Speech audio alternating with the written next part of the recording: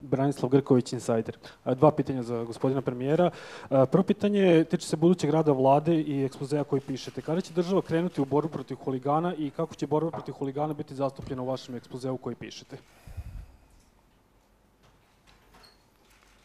Nisam o tome pisao do sada, iako sam pisao o borbi protiv kriminala i korupcije. Taj deo sam već završio za svoj program.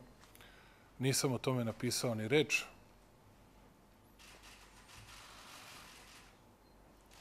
To je veoma teško pitanje za nas. Ne zbog opredeljenja u kojem bi vam svaki idiot od političara izgovorio da naša borba protiv huliganizma je potpuno jasna stvar, to ćemo mi da sprovedemo i na kraju nikom ništa. Vrlo je teško o tome da govorim. Vrlo teško, ako o tome budem govorio u ekspozeu, to znači da ćemo to da provedemo.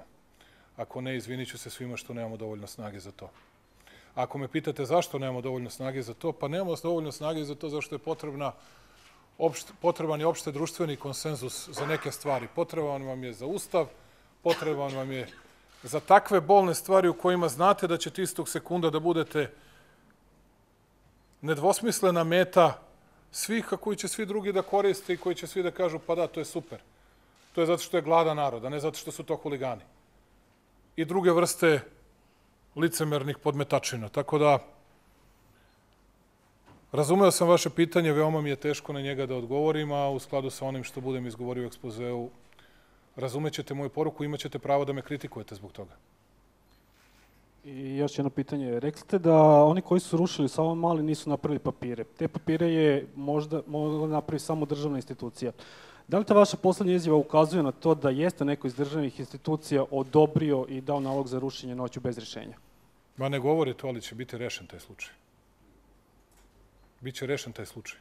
I da je sve tako, nije to... Ja sam rekao da je neko iz državnih institucija i da mi je rekao, ja bih rekao, ala Alvera, super, uradite to. A da li jeste ili nije, nadležni organi će da reše taj slučaj. Ne brinite. Mislim da ima i napretka.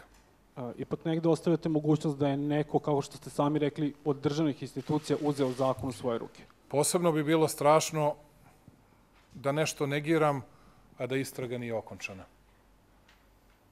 Mogu samo da izrazim svoju nadu. Ali će biti završeno u skladu sa zakonom sve.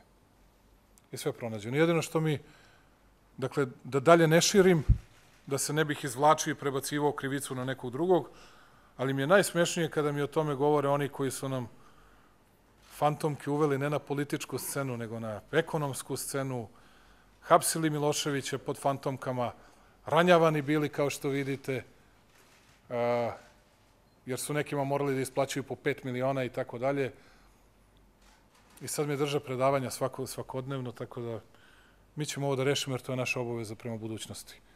I taman onoliko koliko je Srbija napredovala od toga da više niko nikoga ne ubija s fantomkom na glavi i da više se ne hapse predsednici i potpredsednici s fantomkama na glavama, nego se ruše bespravni objekti, Srbija mora da napreduje u budućnosti tako da te fantomke niko ne koristi ni za šta.